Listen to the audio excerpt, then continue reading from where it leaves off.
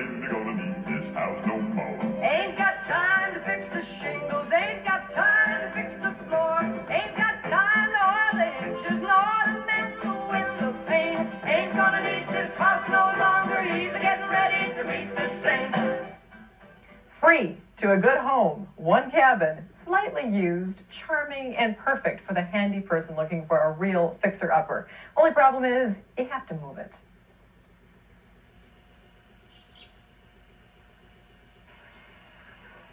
It's quiet now, but in the 1800s, Forestville, Minnesota was something of a transportation hub.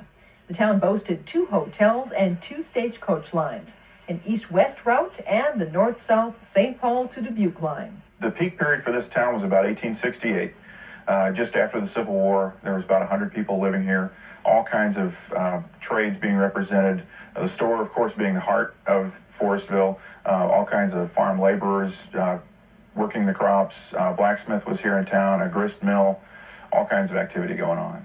The rainwater comes down there, goes into the cistern, and we have wonderful soft water for washing the floors and taking our once-a-month bath, whether we need it or not. Today, tour guides show visitors around as if it were 100 years ago. All the buildings here are original, except one, a log cabin. The Minnesota Historical Society says the cabin doesn't belong. It's not only not original to our site, but it also gives the visitor a wrong message when they come here and see a cabin that they expect was here originally. So the society wants to give the cabin away. The cabin was built between 1855 and 65. It came from near the Ostrander area. It was lived in until the middle 1970s by the family that donated it to the DNR. But since it was moved here about 22 years ago, there really hasn't been any reconstruction or restoration work done to it. Inside, the cabin's a mess since it's being used for storage.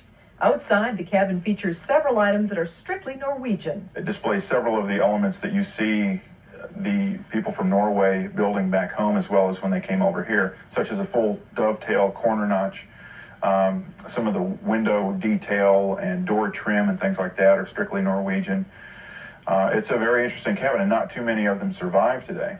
If you want to take the cabin off of Pautler's hands, hold your horses. Pautler's looking for just the right person.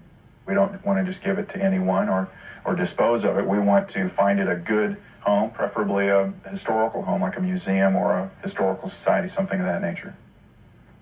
The Historical Society has already contacted a number of area museums about taking the cabin. They'll make the decision on who they think will take the best care of it. But you still have until this Saturday. If you want to try and make them an offer, they can't refuse.